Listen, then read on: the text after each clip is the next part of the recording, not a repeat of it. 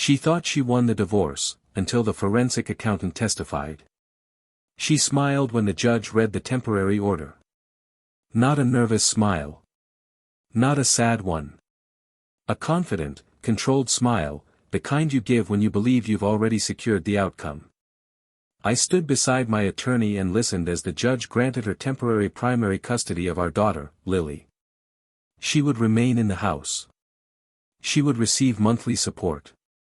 She would have access to most of our joint funds.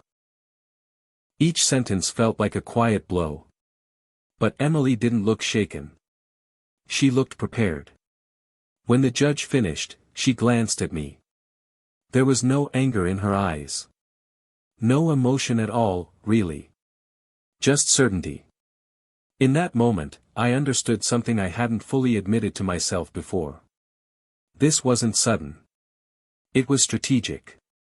12 years earlier, we were two people building something from nothing. I met Emily at a 4th of July barbecue in Phoenix. I was 28, running a small logistics company out of my pickup truck. I handled deliveries myself. Answered client calls at midnight. Worried constantly about payroll and fuel costs. Emily liked my ambition. She said she admired that I had no backup plan. This has to work, I told her back then. And she believed in me. We started in a tiny one-bedroom apartment. Old couch. Weak air conditioning. Bills spread across the kitchen table. We counted every dollar. Some nights, we weren't sure if the company would survive another month. But she would look at me and say, "One day, we're going to look back at this and laugh." And I believed her. When the business began to grow, I made sure she was included in everything. I added her name to the accounts. To investments. When we bought our first house, both our names went on the deed. I never thought about protection. Because I trusted her. When Lily was born, Emily stayed home. I worked longer hours to carry the weight. Expanded into new cities. Hired drivers. Took bigger contracts. Success followed. We moved into a larger home in Scottsdale. Bought better cars. Took family vacations that once felt impossible. From the outside, we looked like the American dream. But success changes dynamics. Emily began questioning my long hours. She said I cared more about work than family. I tried to adjust, planned weekends away, scheduled date nights. But something had shifted beneath the surface. Then the questions started. How are business profits divided in divorce? What happens to assets during separation? I laughed at first. Why are you asking about divorce? Just curious, she said. Curious. That word stayed with me. Soon after, I noticed small transfers from our joint account. 5,000 here. 7,000 there. Labeled as consulting services. I assumed she was starting something small for herself. But the transfers didn't stop. They grew. The company names attached to the transfers meant nothing to me. When I searched them online, there were no records. No websites. No business registrations. That's when instinct replaced assumption. I didn't confront her. I watched. In business, when numbers don't add up, you don't react emotionally. You gather information. You look for patterns. So I did. Over several weeks, I reviewed bank statements quietly. The money wasn't disappearing randomly. It was moving in steps. Joint account to LLC. LLC to secondary accounts. Secondary accounts to cryptocurrency wallets. It looked complex. But it wasn't accidental. When I compared transfer dates to meetings she had with her attorney, a pattern became obvious. The larger transfers often followed those meetings. This wasn't spending. It was preparation. 3 months before I was served divorce papers, the transfers increased sharply. Larger sums. Faster movement. She was building a financial cushion before making her move. And she believed I would never notice. The morning I was served, I was reviewing quarterly projections in my office when a man handed me an envelope. "You've been served." Just like that. No warning conversation the night before. No serious attempt at counseling. Inside the envelope were demands that were aggressive and calculated. Full custody. The house. Majority of liquid assets. Long-term support based on projected business growth. And then the accusation. She claimed I was hiding income. That part almost made me laugh. She had full access to every account. Every statement. Every ledger. Why accuse me of hiding money? Unless she was trying to control the narrative first. When I got home that evening, she was calm. "I need security," she said. "I need to protect myself." Protect herself from what? From me. That was when everything connected. The research about divorce law. The transfers. The quiet distance. This wasn't emotional. It was tactical. And if she was planning quietly, I would respond the same way. That week, I hired a forensic accountant named Daniel Reynolds. A colleague recommended him discreetly.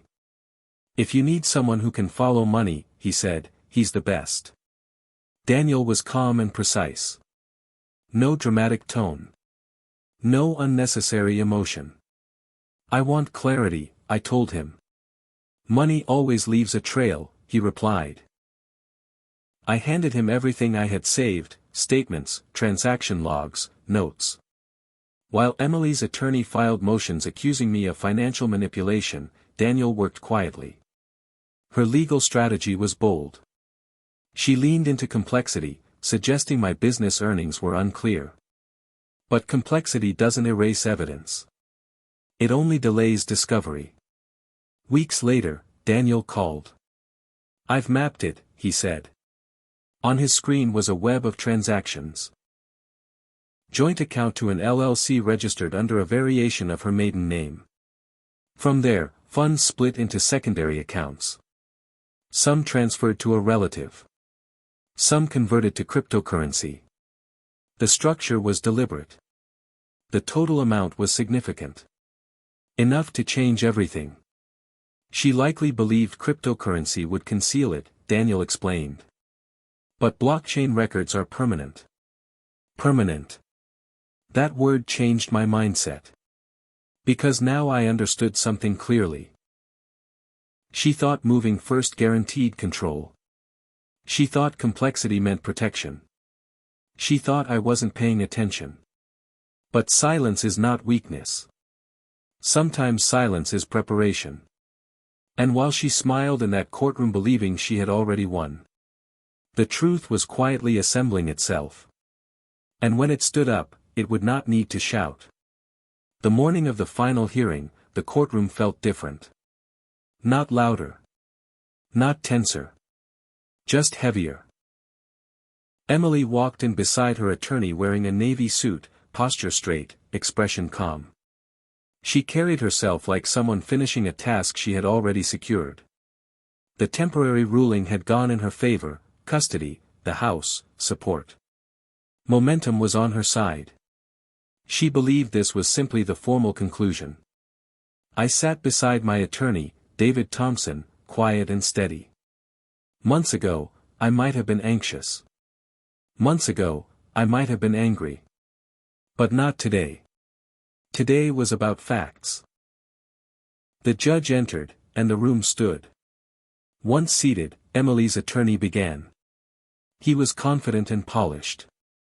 He presented charts projecting my company's future growth.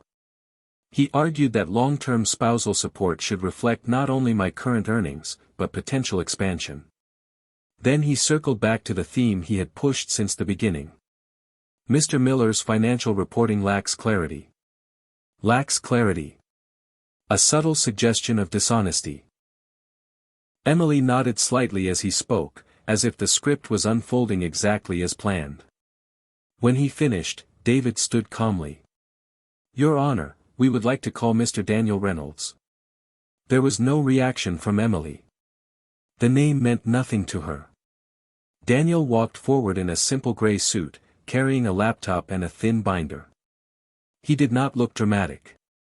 He did not look aggressive. He looked precise. After being sworn in, he began speaking in a steady voice. I was retained to conduct a forensic review of the marital financial accounts. No accusations. No emotion. Just clarity. He connected his laptop to the courtroom screen. The first slide appeared, a timeline of transactions. Dates. Dollar amounts. Arrows connecting accounts. These transfers began approximately 9 months prior to the filing of divorce, Daniel said. The next slide showed money moving from our joint account into an LLC registered under a variation of Emily's maiden name. The judge leaned forward slightly. This LLC has no active business operations, Daniel continued. It functions solely as a transfer entity. Another slide appeared. Funds moved from that LLC into 2 personal accounts. From there, portions were transferred to a relative. Other portions were converted into cryptocurrency wallets. The courtroom was silent. Not the kind of silence filled with whispers. The kind that presses on your chest. Daniel spoke again. These transfers occurred shortly after documented legal consultations. That sentence changed the air in the room. Emily's attorney shifted in his chair. Emily's posture tightened slightly. Daniel displayed additional documentation, account registration records, email confirmations, transaction timestamps, IP address logs linking the account creation to our home network. Every number is connected. Every path traced. In my professional opinion, Daniel concluded, these funds were intentionally relocated in anticipation of divorce proceedings. The words were calm. But they carried weight. The judge turned toward Emily. Mrs. Miller, she asked evenly, were you aware of these accounts? For the first time since this process began, Emily's confidence flickered. I opened accounts for personal security, she replied carefully. Personal security. Daniel did not argue. He simply displayed another slide showing that these accounts were not disclosed in preliminary financial statements. Her attorney attempted to challenge the analysis. He suggested it was standard planning. He questioned intent. Daniel answered every question with precision. Yes, the account was funded 3 days after meeting with counsel. Yes, the funds originated from joint marital assets. Yes, the accounts were omitted from required disclosures. No raised voices. No theatrics. Just documentation. The narrative that had once painted me as financially secretive began to unravel quietly. When Daniel finished, the judge called for a short recess. Outside in the hallway, I stood near the window while attorneys whispered in low tones. Emily remained seated inside the courtroom longer than expected. The certainty she had walked in with was no longer visible. When the judge returned, the room felt tighter than before. This court takes full financial disclosure seriously, she began. Her tone was calm but firm. The evidence demonstrates significant asset transfers prior to the filing of divorce. These assets were not disclosed in preliminary statements. Emily's attorney attempted to interject, but the judge raised her hand slightly. I have reviewed the testimony. Silence again. In divorce proceedings, transparency is required. Failure to disclose assets directly impacts credibility and equitable distribution. Credibility. The foundation of Emily's case had been built on questioning mine. Now hers was under scrutiny. The judge outlined adjustments. The undisclosed funds would be included in the marital estate. Those funds would be credited against Emily's share. Spousal support calculations would be revised. Custody considerations would reflect demonstrated judgment regarding financial honesty. That final phrase carried more weight than the numbers. Emily's face changed, not dramatically, not with tears, but with realization. The advantage she believed she had secured was gone. The momentum had shifted. The judge closed her file and said calmly, "Final orders will reflect full inclusion of all identified assets." No dramatic gavel slam. No emotional outburst. Just correction. As the hearing concluded, Emily gathered her papers slowly. Weeks earlier, she had leaned toward me after the temporary ruling and said, "You should have settled." Today, she said nothing. In the hallway, attorneys discussed procedural next steps. Emily stood quietly near the window. For a moment, we were only a few feet apart. No lawyers. No judge. Just two people who once built a life together. She didn't meet my eyes. I didn't smile. Because this wasn't about revenge. It was about balance. I hadn't attacked her. I hadn't embarrassed her publicly. I had prepared. Quietly. Carefully. Patiently. And when the truth stood up, it spoke louder than any argument. As I walked toward the exit, I realized something powerful. Winning isn't always loud. Sometimes it looks like silence after exposure. Sometimes it looks like the shift of credibility from one side of the table to the other. Emily walked into that courtroom believing she had already won. But victory declared too early is fragile. And when the numbers lined up on that screen, the balance shifted. Not dramatically, but permanently. 2 weeks later, we were back in the same courtroom. But it felt different. The tension wasn't sharp this time. It was settled. Controlled. Like everyone already understood that something important had shifted during the last hearing. Emily walked in without the same confidence she once carried. Her steps were slower. Her posture still straight, but no longer bold. She didn't scan the room the way she used to. She kept her focus forward. I noticed it, but I didn't react. We took our seats. The judge entered, and once again the room stood. When we sat down, there was no long introduction. No dramatic build-up. Just finality. "I have reviewed the updated financial calculations and testimony," the judge began. Her voice was calm and steady. "The marital estate will reflect the inclusion of all identified accounts and transferred funds." There it was. No more debate. No more argument. The hidden money was officially part of the record. The judge continued outlining the final division of assets. Because the previously undisclosed funds were credited against Emily's share, the distribution shifted significantly. What she once expected to receive was reduced. Spousal support was recalculated. Lower than originally granted. Not eliminated. But reduced. The judge then addressed custody. Both parents will share legal custody. Primary physical custody will be adjusted to a joint schedule. Emily's attorney looked up immediately. The temporary order had granted her primary custody. Now, that was changing. The judge continued, "The court expects full transparency and cooperation moving forward. The actions presented during testimony weigh into this court's decision regarding shared responsibility." That sentence said everything without saying it directly. Trust matters. And when trust weakens, the court notices. The ruling was balanced. Fair. Not harsh. Not emotional. Just corrected. When the judge finished, she closed the file and said, "This matter is concluded." No applause. No gasps. Just the quiet sound of finality. Emily remained seated for a moment longer than necessary. Her attorney leaned in and spoke softly to her, likely explaining the details she had just heard.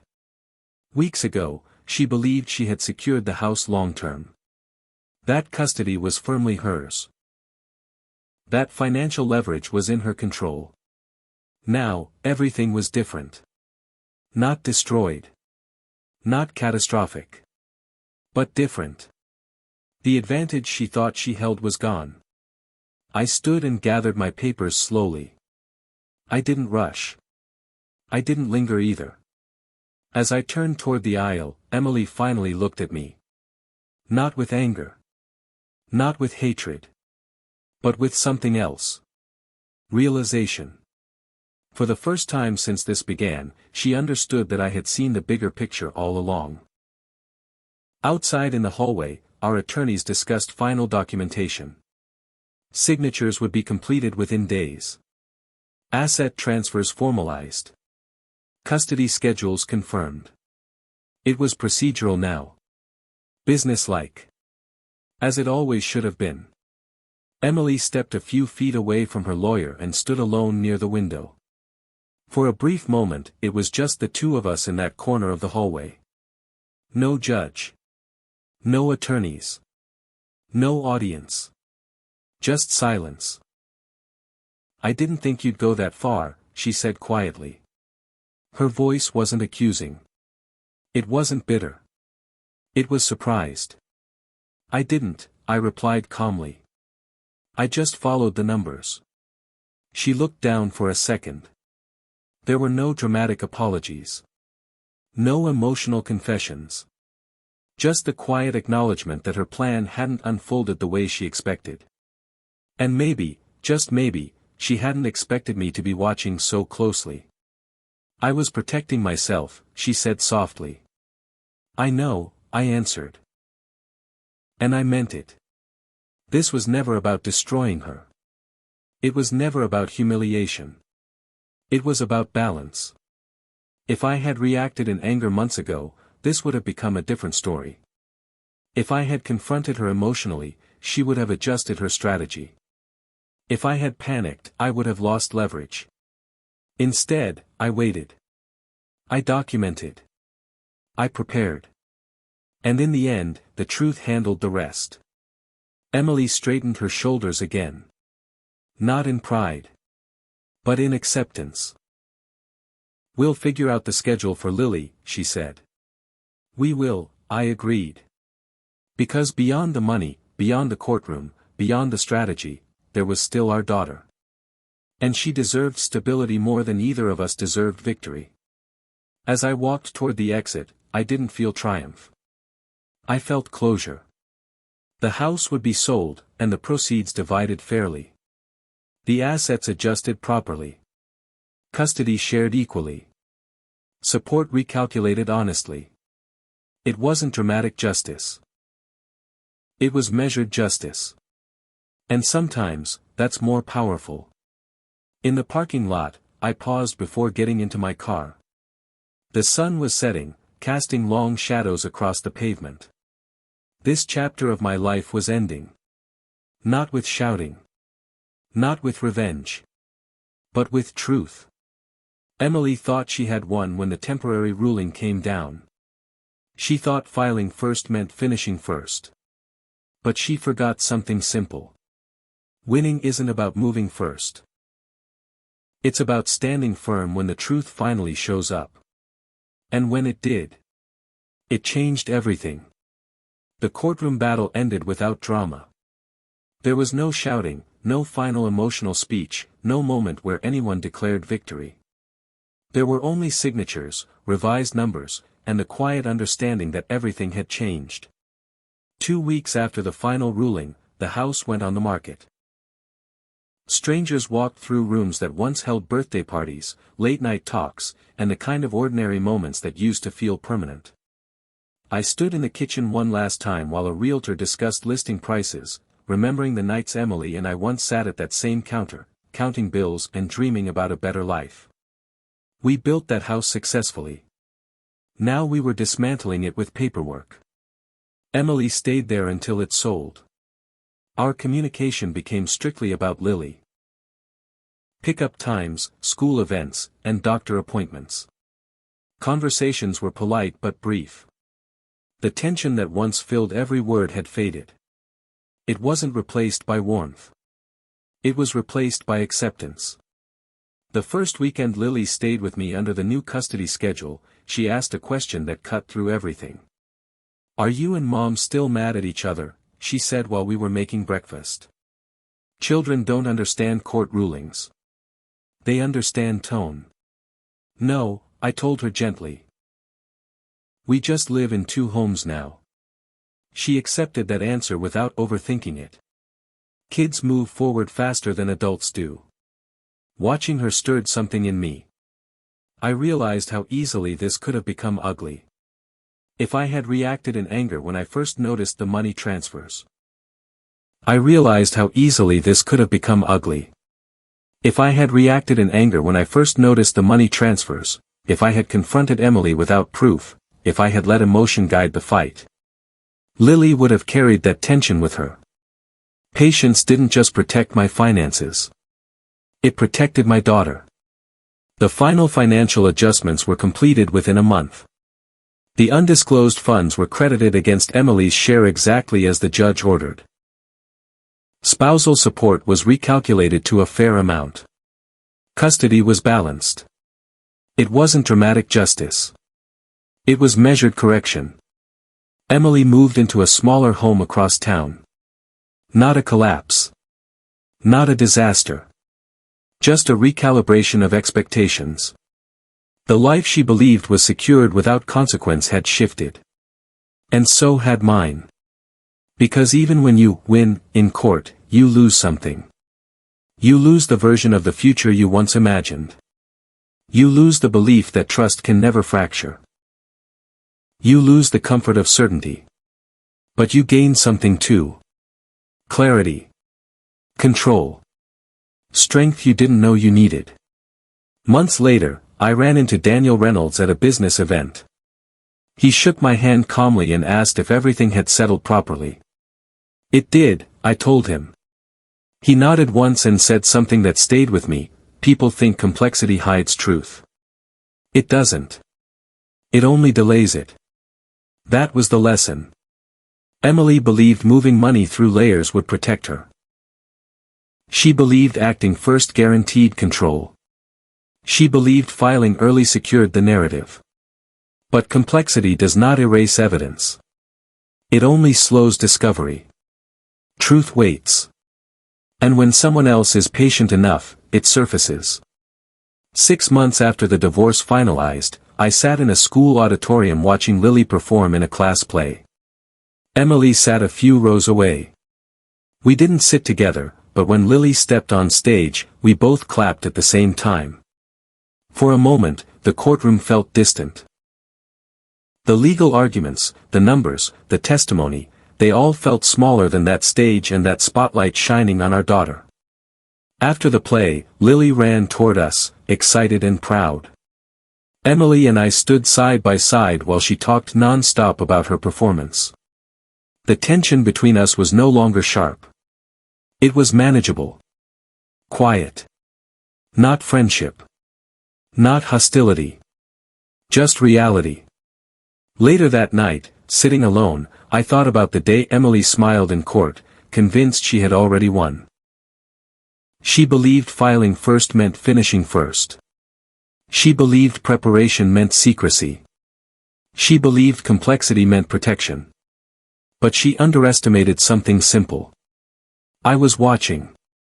Not angrily. Not suspiciously.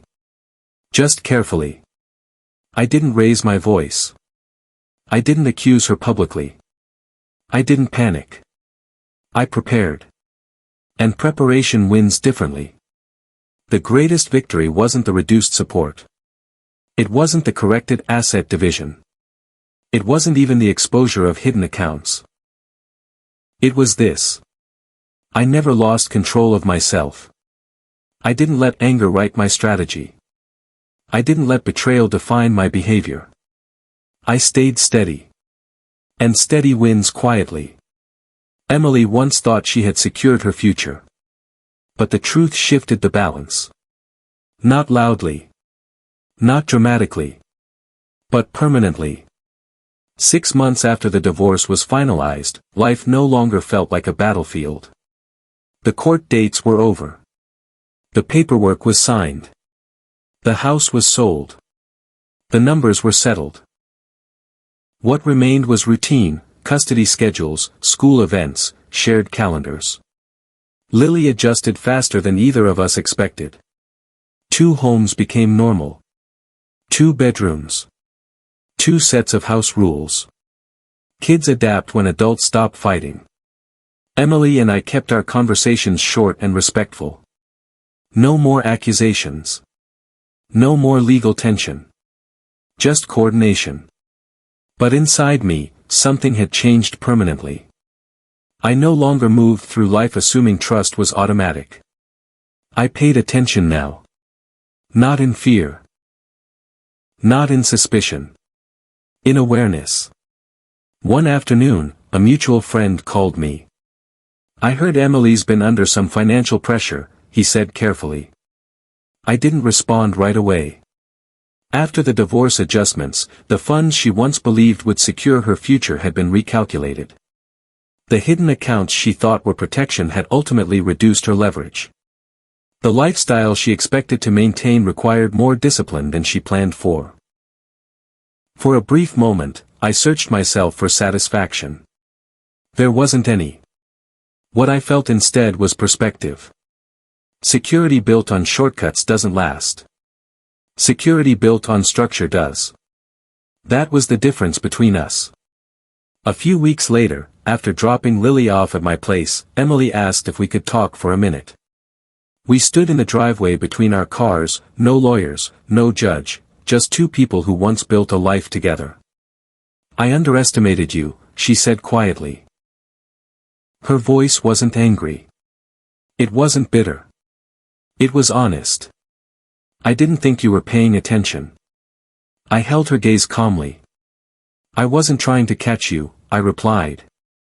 "I was trying to understand what didn't make sense." That was the truth. When I first noticed the transfers, I didn't react emotionally. I didn't accuse her in anger. I didn't rush into confrontation. I observed. I documented. I prepared. There's a difference between acting first and thinking first. She believed filing first meant control. But control doesn't belong to the loudest move. It belongs to the most disciplined one. That night, I thought about the entire journey. The temporary ruling. Her confident smile. The forensic testimony. The shift in the courtroom. The final decision. The quiet aftermath. And I realized something powerful. This story was never just about divorce. It was about overconfidence. Overconfidence makes people rush. It makes them assume they're 10 steps ahead. It makes them believe complexity hides truth. But complexity only delays exposure. Truth waits. And when someone else is patient enough, it surfaces. My business continued to grow steadily after the divorce. Not recklessly. Not aggressively. Steadily. The same discipline that protected me in court now guided every contract I signed. Review carefully. Document everything. Assume nothing. Emotion clouds judgment. Structure protects it. Months later, I stood on a soccer field watching Lily play. Emily stood a few feet away. At halftime, Lily ran toward us and grabbed both our hands to tell us about a near goal she almost scored. For a moment, we stood side by side without tension. No edge. No pride. Just 2 parents. And that's when I understood the real victory. It wasn't financial. It wasn't legal. It was composure. I didn't let betrayal turn me reckless. I didn't let anger make me careless. I didn't let pride push me into mistakes. I stayed steady.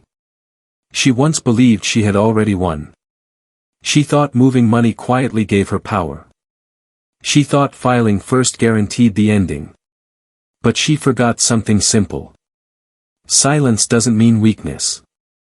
Sometimes silence means preparation. The quiet one doesn't win loudly. The quiet one wins differently. And when the truth finally stood up, it didn't need to shout. It simply shifted the balance. Permanently. A year after the divorce, the courtroom felt like a distant chapter in someone else's life. The tension, the testimony, the sharp silence when the truth surfaced, it all seemed smaller now. What remained was routine. Lily moved easily between our two homes. School events were coordinated without conflict. Conversations between Emily and me were short, respectful, and focused on what mattered most, our daughter. But something inside me had changed permanently. Betrayal can harden a person, or it can sharpen them. I chose to be sharpened. I became more disciplined in every area of my life. In business, I reviewed contracts more carefully. I paid closer attention to details. I trusted, but I verified. Personally, I listened more and reacted less. I learned that silence, when used correctly, is strength.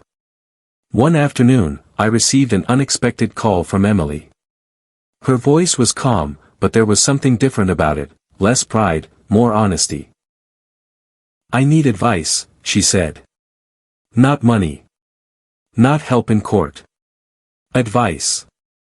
Her new business venture had not gone as planned. Expenses were higher than expected. Revenue was inconsistent. She admitted she underestimated how much structure it takes to build something stable. The confidence she once carried had been replaced with realism. We met at a small cafe to talk. No tension. No hidden agenda. Just conversation. She asked about budgeting systems, cash flow planning, risk buffers. As I explained, I noticed something almost ironic. The same discipline she once tried to work around was now the discipline she needed to survive. At one point, she paused and looked at me. "I thought I was protecting myself," she said quietly.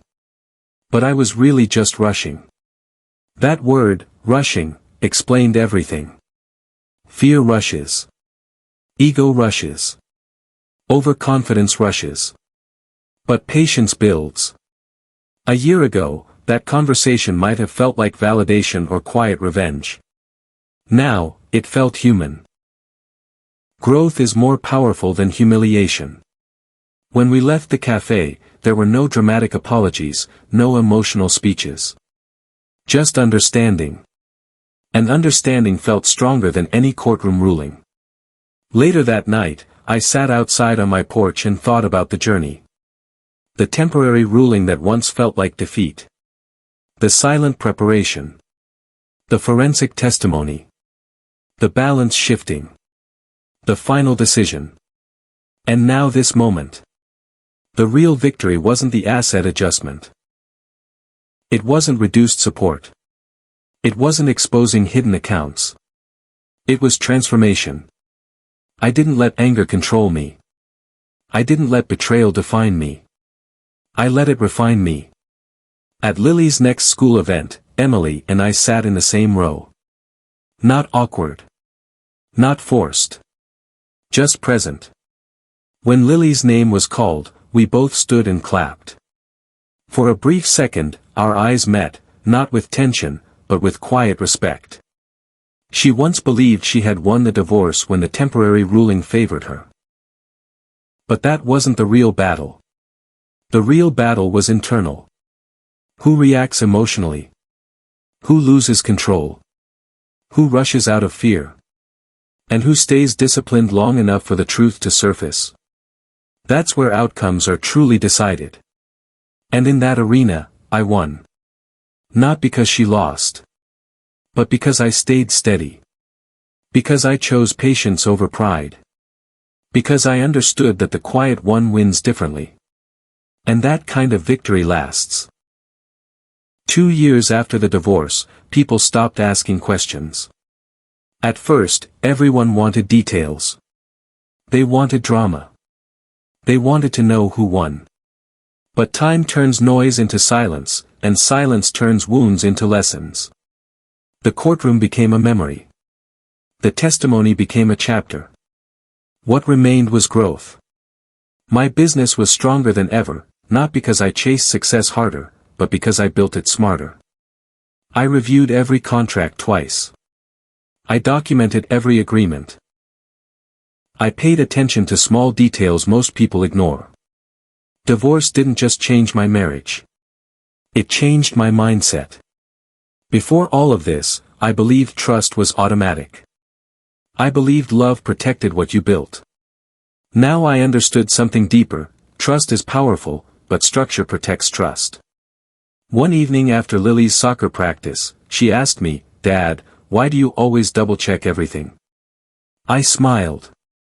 "Because details matter," I told her. She shrugged and went back to her phone, but her question stayed with me. The first unusual transfer I noticed had been a detail. The timing of legal meetings had been a detail. The missing disclosures had been details. Most people lose because they ignore small signs. I didn't. And that changed everything. Emily and I eventually found balance. We weren't friends, but we weren't enemies. We were co-parents. Focused. Calm. Mature. At Lily's school fundraiser, we stood side by side helping her sell raffle tickets. No tension. No awkward silence. Just cooperation. At one point, Emily looked at me and said, "You handled everything better than I expected." I knew what she meant. I didn't explode. I didn't humiliate her publicly. I didn't let anger drive my decisions. I just stayed calm, I replied. But staying calm isn't easy. It's discipline. It's choosing control when chaos feels easier. People misunderstand stories like this. They expect fireworks. They expect revenge. They expect someone to be destroyed. But real power isn't loud. It's controlled. The courtroom wasn't my victory. The exposed accounts weren't my victory. The adjusted ruling wasn't my victory. The victory was internal. I didn't become someone I wouldn't respect. I didn't let betrayal turn me reckless. I didn't let pride cloud my judgment. I became sharper. More disciplined. More aware. And that discipline became my edge in everything I did. Looking back, I don't see the divorce as destruction. I see it as exposure. It exposed hidden accounts. It exposed cracks in the marriage. But most importantly, it exposed who I was under pressure. Some people break when trust is shattered. Some people lash out. Some people lose control. I stayed steady. Emily once smiled in court, believing she had already won. She thought moving first guaranteed control. But winning isn't about striking first. It's about enduring longer. It's about staying patient while the truth unfolds. She rushed. I prepared. And preparation lasts. If there's one lesson I carry forward, it's this: silence is not weakness. Patience is not fear. The quiet person in the room is often the strongest, because they're watching, documenting, waiting. Not for revenge. For reality. And reality always arrives. 2 years later, my life looks different. But it feels stronger. Not because I defeated someone. But because I mastered myself. And that is a victory no court can ever take away. 3 years later, the courtroom feels like another lifetime. Lily is older now, more confident, more aware. She moves comfortably between two homes without tension hanging in the air. School events are peaceful. Holidays are coordinated calmly. What once felt like chaos has become structure. But sometimes, when I think back to where it all began, one image still stands out. Emily smiling in that courtroom. Confident. Certain. Convinced she had already won. At the time, that smile felt like the end of everything. It felt final. Like the story had already been written and I had lost before I even understood the rules. But I understand something now that I didn't fully grasp then. Temporary victories are loud. Real victories are quiet. That smile began to fade the moment the truth took the stand. Not with drama. Not with tears. It simply weakened when facts became stronger than the narrative. And when the final ruling came down, it wasn't explosive, it was balanced.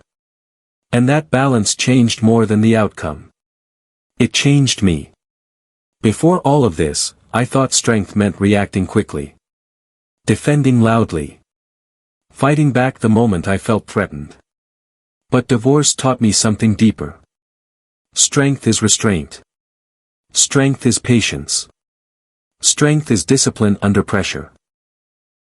When I first noticed those strange transfers, I could have confronted her in anger. I could have turned the situation into chaos. I could have let emotion take control. Instead, I chose silence. Not weak silence. Prepared silence. I documented. I observed. I waited. And when the moment came, the truth spoke without me needing to shout. That discipline didn't just shift the court's decision. It reshaped my character. Years later, Emily and I are not close, but we are respectful. Focused on Lily. Cooperative. Time has softened the sharp edges. Once, after a school event, she said something unexpected.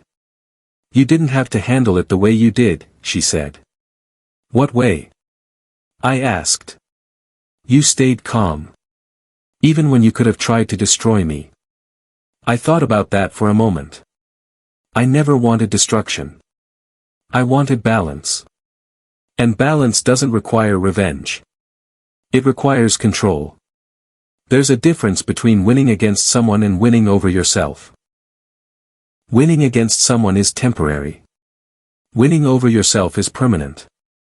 The courtroom exposed hidden accounts. But life exposed something greater. It showed me who I was under pressure. I didn't become bitter. I didn't become reckless. I became sharper. More disciplined. More intentional. That strength carried into my business. Into my parenting. Into every decision I made after. Now, when I think about that smile in court, I don't feel anger. I feel gratitude. Because without that moment, I might never have discovered the power of patience. She thought she had already won. But the truth doesn't rush. It waits. And when it finally stands up, it doesn't need to shout. Her smile faded. My steadiness remained. And in the end, that made all the difference. The quiet one doesn't win loudly. The quiet one wins permanently.